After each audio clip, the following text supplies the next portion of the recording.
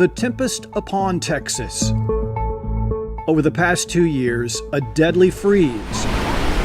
Freezing rain on top of already impassable roads.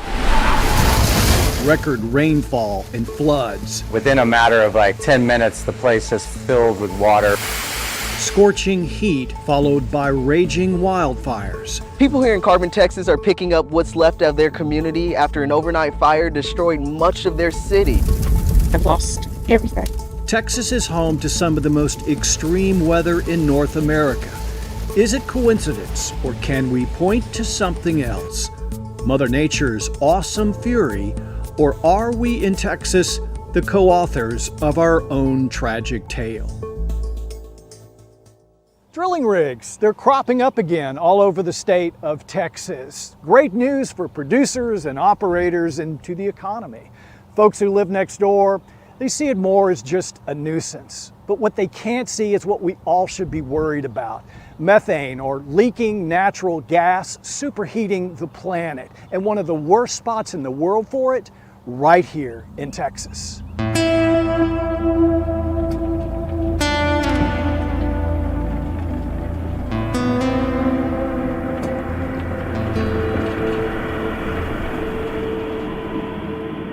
Texas, the oil and gas mecca, not only of the United States, but we are the fourth highest producer of fossil fuel in the world.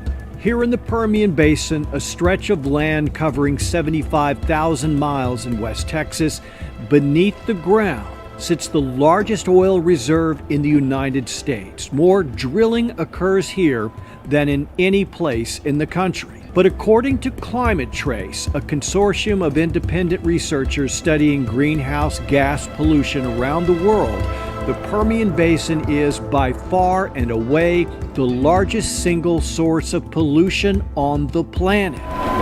At a distant number two, an oil and gas field in Russia.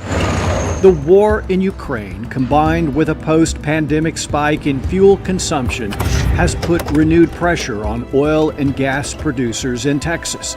The state must produce more to meet demand, meaning more stress on aging infrastructure, and more methane and toxic byproducts billowing into the sky.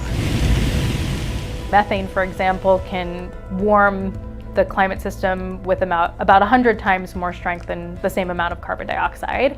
Geeta Prasad is a climate scientist at UT Austin, just one of many from around the globe studying the harmful effects of methane gas. While CO2 emissions have a more long-lasting effect, she says methane leaking from oil and gas facilities is many times worse.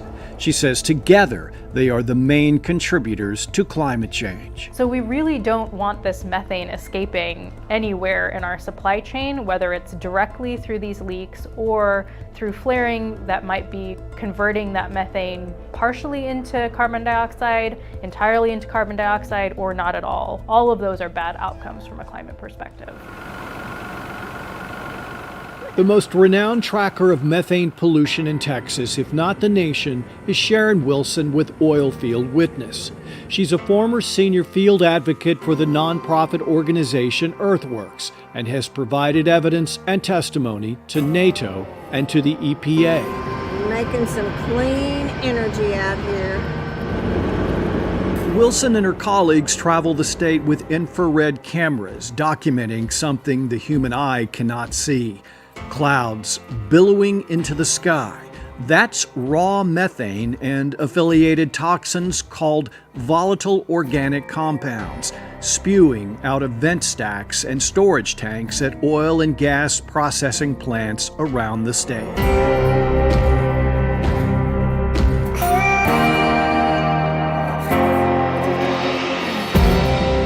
Wilson is convinced after more than a decade of research, the problem is worse than ever.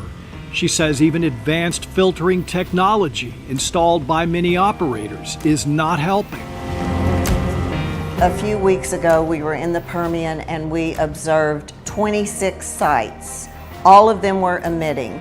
Of the 26 sites, 14 had observable vapor recovery systems. Of the 14, 100% were failing. and I mean failing in a big way. Wilson often teams up with the nonprofit Environmental Defense Fund. A recent study by the EDF reveals the Permian Basin releases nearly 3 times more methane than the EPA has previously estimated, 1.4 million metric tons every year, enough natural gas to meet the needs of nearly 2 million homes. It is one of the leakiest basins in the United States, but what we found is that many oil-producing basins do tend to have higher emissions than natural gas producing basins. And I think a lot of that problem is due to flares, particularly in the Permian. The Environmental Defense Fund first began collecting aerial methane data in 2019 and conducted more than 100 flights across the Permian Basin for 2 years using airplanes and helicopters, documenting methane leaks from thousands of wells and production facilities. So they would fly over the area kind of in a lawnmower pattern and then would actually see the normally invisible methane with their instrument. And they could both visualize the plume so they could see which exact site the methane was coming from and quantify the emission rate. So this approach allowed us to survey thousands of sites very quickly and find many large emitters and then send that data to operators and other stakeholders so they could reduce those emissions. The question becomes, if we have the data, what's being done to stop the flow of greenhouse gases? Texas has no rules prohibiting methane releases, but the gas must be burned off or flared, like this. But first, plant operators must obtain a permit from the Texas Railroad Commission, and at that, only limited amounts can be flared. Flaring natural gas is a highly regulated process, most commonly used in crude oil production, in which excess natural gas is burned off at a well site. This reduces pollution and protects public safety by burning flammable gas rather than releasing it into the atmosphere. The Environmental Defense Fund and Earthworks Texas claim that as much as 84% of the flaring activity in Texas is unpermitted and unchecked. They say state regulators are doing little or nothing to measure how much flaring is going on, or how much methane, carbon dioxide, or toxins are being released into the air. Railroad Commission officials declined to comment to Spectrum News about the findings, but it is on record calling the Earthworks analysis flawed and based on incomplete data or inaccurate assumptions. The Environmental Defense Fund says about 1 in 10 of the flares in the Permian Basin they documented 2 years ago were malfunctioning and venting methane gas directly into the air. Venting, equipment malfunctioning, there are leaks, there are pipes where they vent gas intentionally. They just release it to the air. The flares are malfunctioning. There's black carbon going everywhere, smoke. It smells. It's horrible. I mean, there's hydrocarbon over the entire horizon. Environmental consultant Tim Doty works with Wilson in tracking polluters. He says regulatory oversight is a big problem in Texas, and he would know. He was one of the top methane pollution inspectors in the state. And when it comes to climate-causing gases like methane and carbon dioxide, they have no interest in measuring it at all. In fact, they don't track it. Coming up. But holy moly, you should see what's coming out of there. Unchecked toxic and greenhouse emissions. Doty says state regulators are doing little to stop. This is not the exception to the rule. This is the rule.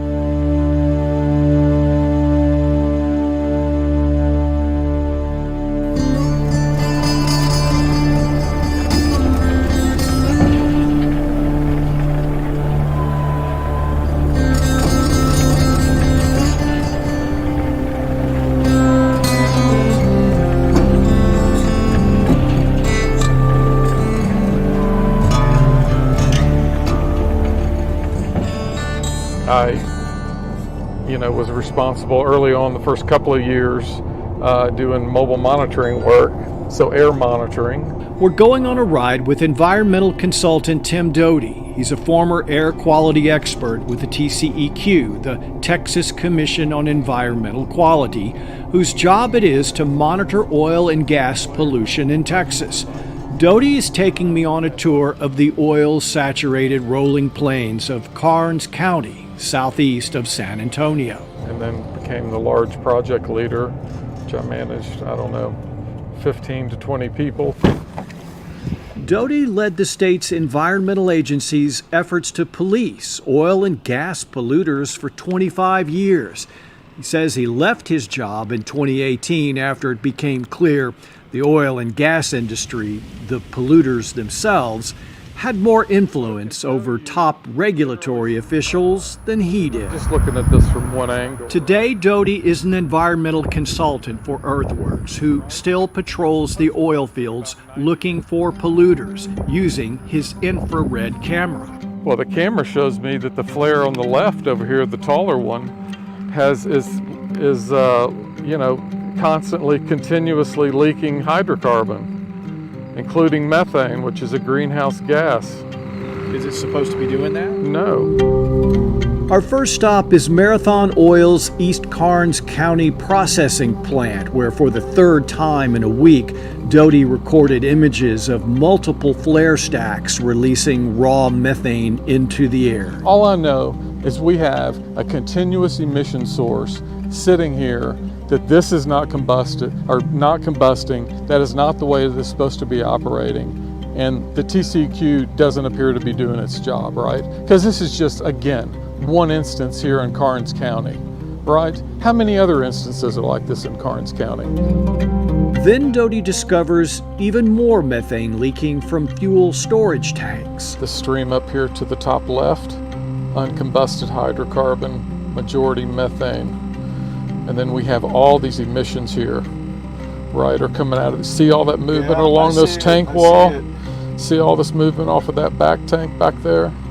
Yeah. All hydrocarbon, all uncombusted, majority methane. What does that do to the environment? Well, causes, it's a greenhouse gas. It causes global warming, right? Climate change. Just a few miles away, we stop at another Marathon Oil processing plant. The situation is the same. One flare spewing volumes of methane and a taller stack with, at first, only a tiny flame. It is lit. Now it's lit. What do you think just happened there? They got a shot of pressure and a shot of gas. But holy moly, you should see what's coming out of there. Tell me what's coming out of there. That's uncombusted hydrocarbon. And again, an additional inspection reveals more gases escaping from flare stacks and storage tanks all over the property. I mean, it's just out of control, right? Emissions pouring off of this tank battery, going from right to left off on the horizon. I mean, not one tank, not one pressure relief valve. The entire thing is engulfed in hydrocarbon. Just weeks later, Doty filed a complaint with the Texas Commission on Environmental Quality against 37 oil and gas processing facilities in 3 regions. Of the 2 Marathon plants that we visited, Doty alleged hydrocarbon is being emitted continuously under high pressure and emissions are out of control. We asked Marathon Oil to discuss the allegations with us on camera. They declined, but provided a statement saying Marathon Oil recognizes the impact of greenhouse gas and other air emissions on global climate and air quality. That's why we carry out our operations, prioritizing environmental, social, and governance excellence. The emissions referenced in the complaint are permitted, and during the follow-up inspection performed by the TCEQ, no violations were cited. The TCEQ says it investigated all of Doty's 37 complaints against 23 companies. Their findings resulted in 11 notices of violations, 1 agreed order to make repairs, and one plant was fined $6,000. Both Marathon facilities we visited were not among the violators.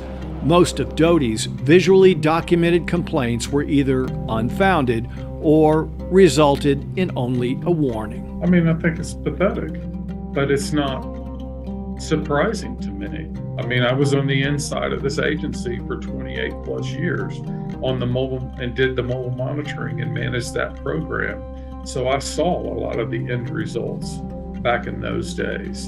And the TCEQ, in my opinion, does not have a strong compliance and enforcement program.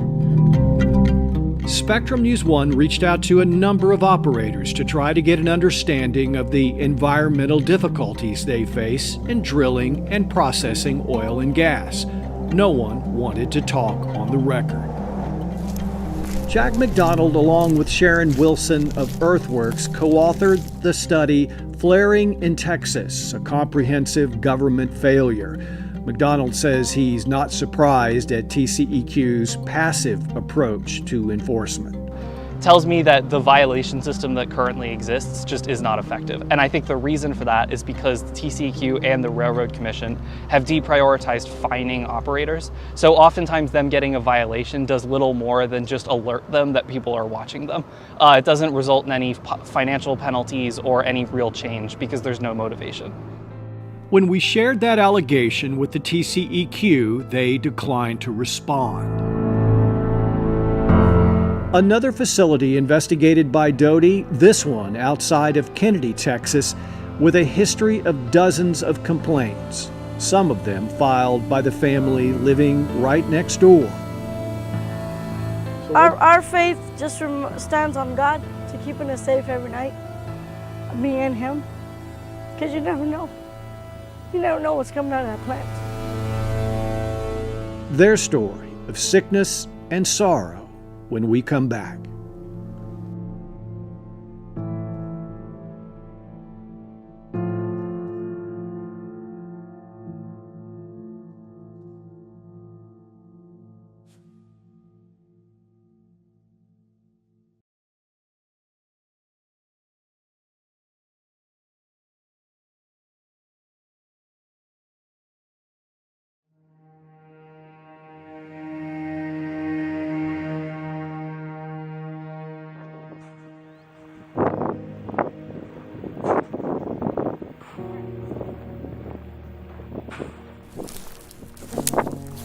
Raquel and Longino Lara of Kennedy, Texas live modestly on this 20-acre ranch on the rolling hills of Karnes County, about an hour southeast of San Antonio. This is where they've raised 3 children and a host of livestock since 1999. But in 2010, their peaceful life in this rugged countryside dramatically changed.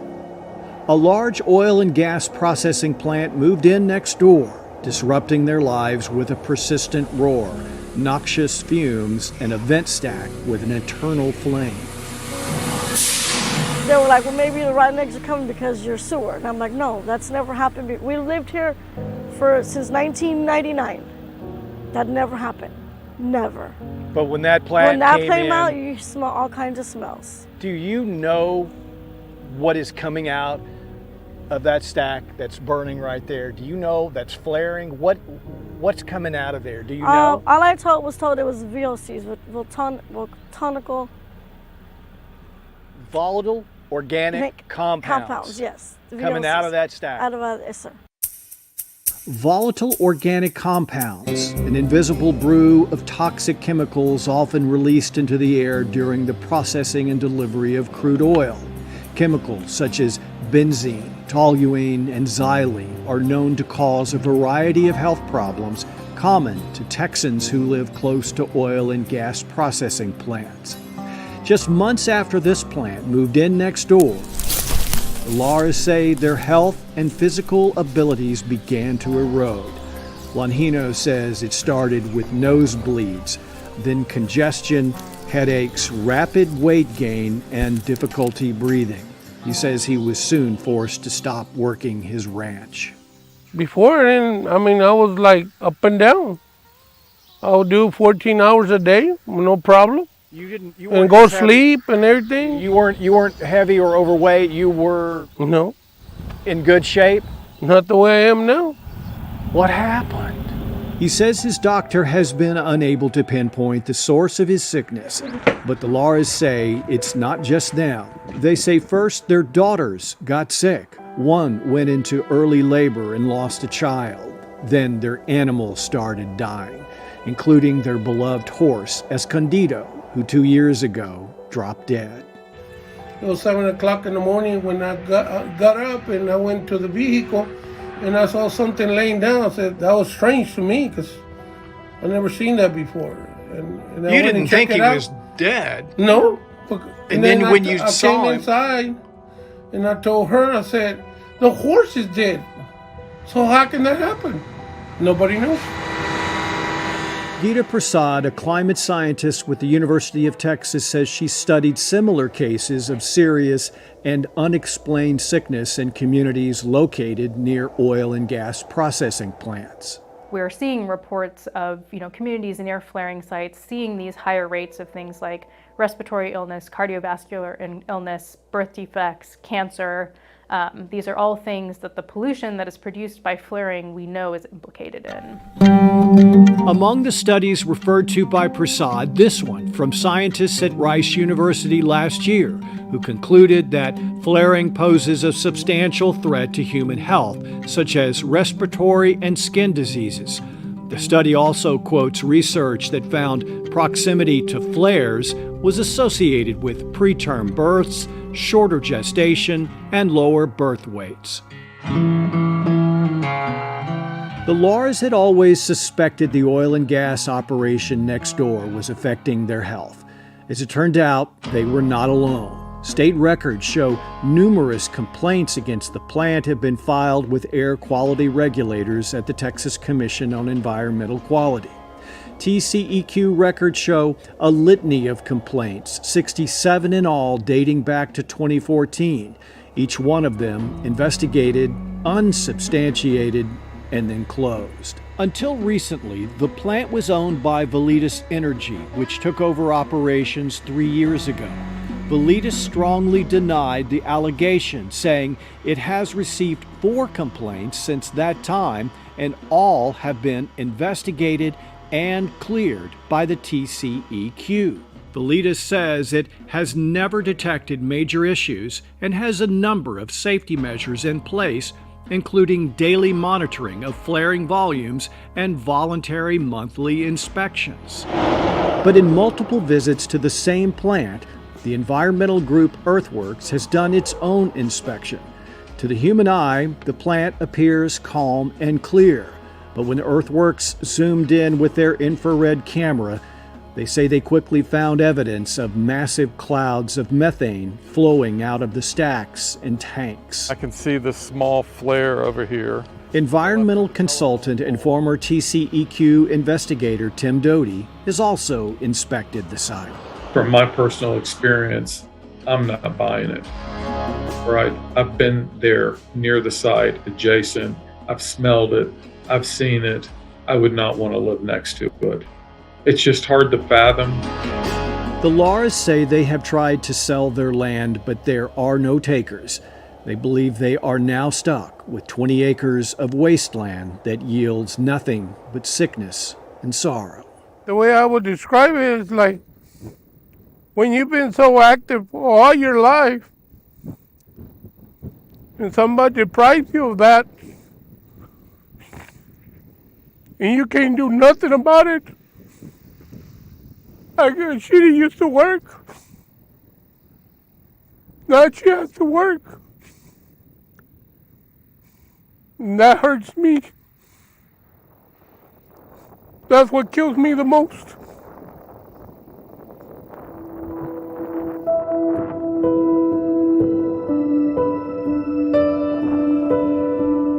Our faith just stands on God to keeping us safe every night, me and him.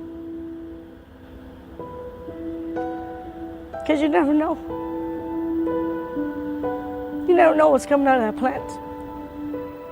But this is our home. This is our farm. What are you going to do? Where can you go? Nowhere. They know we can't Just go pray. nowhere. We can't go anywhere.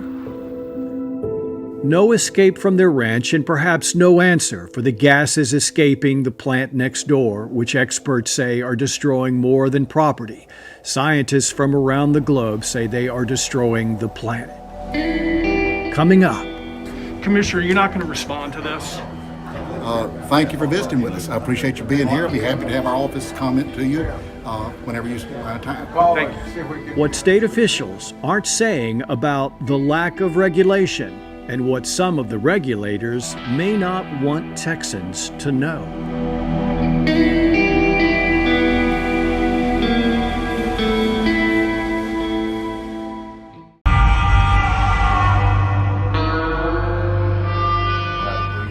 On May 18th of last year, the three-member Texas Railroad Commission convened in its regular monthly meeting. Its agenda packed with more than 200 items. It's the Railroad Commission's job to oversee drilling permits and operations. Published. Any questions, members? Okay, I move to publish the proposed amendments to Form T1. Is there a second? Second. 45 minutes after this meeting began with no public comment, commissioners adjourn. Rarely is there conflict or controversy. Structured and hold it accountable. Virginia Palacios is among the Railroad Commission's most vocal critics.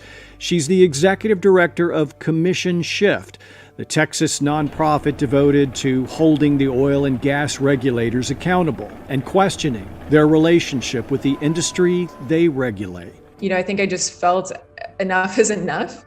Somebody has to take a look at the way this agency is structured and hold it accountable to its mission. According to Commission Shift's research, from 2014 through 2020, 4 different railroad commissioners campaigning for office raised more than $10 million from industry insiders. That's more than half of their total contributions. We looked at campaign contributions to the railroad commissioners from 2015 through 2020, and we found that 2/3 of the campaign contributions from the sitting railroad commissioners came from the same companies that they oversee on the Railroad Commission. Companies are allowed to give to commissioners' campaigns any time of year at any amount, even if they have a case pending before the commission. And it's common for us to see companies giving to the commissioners at key decision-making moments. In its recent report, Flaring in Texas, a Comprehensive Government Failure, Earthworks Texas accuses the Railroad Commission of failing to accurately grant and track flaring permits around the state. The report accuses the agency of not enforcing its own pollution policies and rubber stamping the flaring permit requests. When Earthworks pressed commissioners for more records, they say all they received were excuses. At one time, we asked for certain reports that they have, and the main office said they're kept at the district office. So we asked the district office and they said, well, they're kept at the main office. Nobody keeps these records. And what is your response to it? When our attempts to get commissioners to respond to the report were unsuccessful, we showed up to the Railroad Commission's monthly public meeting in Austin. Wayne Christian is the chairman. Commissioner, you're not going to respond to this? Thank you for visiting with us. I appreciate you being here. I'll be happy to have our office comment to you whenever you have time. Thank you. Christian later issued a statement calling Commission Shift an anti-oil and gas special interest group funded by out-of-state liberals. Christian went on to dismiss the Earthworks pollution reports, calling them a radical environmental group. He says it's in their financial interest to perpetuate the lie that there is a flaring crisis in Texas. Commission Shift has also criticized another railroad commissioner, Christy Craddock, for having close ties to the oil and gas industry, citing several instances where she failed to recuse herself from decisions impacting companies in which she had financial interests. Craddock's office responded with this statement saying, Commissioner Craddock has a proven history of taking principled votes that consider fact and merit alone. Maintaining public trust is of utmost importance. Former industry inspector Tim Doty says the Railroad Commission and the TCEQ are not only weak on oil and gas industry enforcement, he believes they've essentially stopped trying. I just attended a TCEQ conference, I don't know, 2 months ago, where they openly said if an emission event, if a company is reporting an emission event at their facility, they do not have to report greenhouse gases, no methane, no carbon dioxide. In fact, some companies still do, but the TCEQ openly said we're not interested in it. We're not going to track it, right? And I think that's really appalling. When you flare that natural gas, instead of it, say, being emitted directly into the atmosphere, you're maybe burning some of that methane and turning it into carbon dioxide. And so then that carbon dioxide is what goes into the atmosphere and still has a warming effect. The recent destructive weather events in Texas represent just a fraction of the dynamic climate change being seen all over the world. Last summer, after what weather experts called a 1,000-year flood event in Dallas, I asked Governor Greg Abbott if he saw a connection between our weather and climate change. We're constantly looking at what extreme weather may lead to, whether it be power demand, extreme heat, extreme cold, heavy water, or even drought. Are you concerned about climate change? We constantly focus on issues such as extreme weather, and we want to be prepared for whatever type of weather may be coming our way. Extreme weather that climate scientists say is due in large part to unchecked methane releases from oil and gas formations in Texas, which is why Jack McDonald of Earthworks volunteers his time to help research and speak out before time runs out.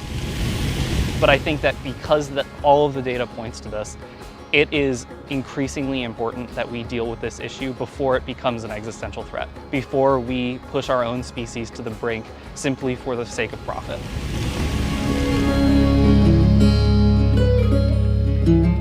It comes as no surprise that this past summer was one of the hottest on record, not just here in Texas, but across the planet. And it has become evident that extreme weather has now become the new norm. The question now is, when those extremes become intolerable, will it be too late? Thank you for watching.